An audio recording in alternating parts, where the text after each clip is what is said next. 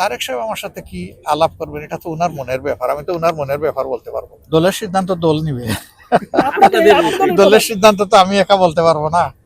উনি আসতেছেন, একটা ইলেকশন গিয়েছে, ইলেকশনের একটা ফলাফল সামনে এসেছে, ওনাকে আসতে চেয়েছেন, আমি ওয়েলকাম করেছি। এটা রাজনৈতিক শিষ্টাচার বা সৌজন্যের ব্যাপার। দেশটা তো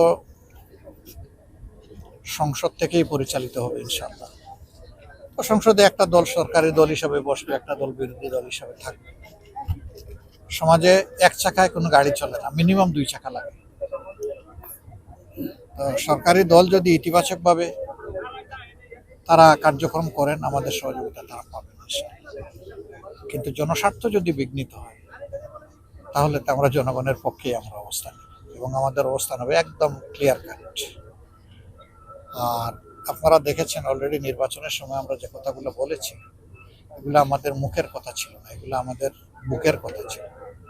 3 শর্ত আমরা চাইবো যে এটা সবাই মানে। নাম্বার 1, এই সোসাইটি আগাগোড়া দুর্নীতিগ্রস্ত, দুর্নীতি থেকে বের হয়ে আসতে হবে। 2 নম্বর হচ্ছে বিচার বিভাগ, বিচার বলতে কিছুই নেই আমাদের দেশে।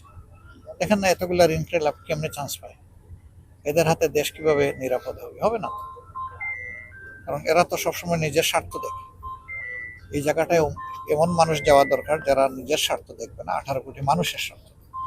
সেই 18 কোটি মানুষের স্বার্থ দেখলে কেউ ঋণখেলাপি হয় না, ঋণখেলাপি হইলে কেউ আবার নেতা হইতে চায় না, লজ্জিত হচ্ছে যে জনগণের টাকা আমার পকেটে ঢুকে আছে, আমি দিতে পারছি না। তো আমরা স্বাধীন বিচার বিভাগ চাই, এবং কারো উপর সামান্য কোনো অবিচার হলেই আমরা কিন্তু প্রতিবাদ করব।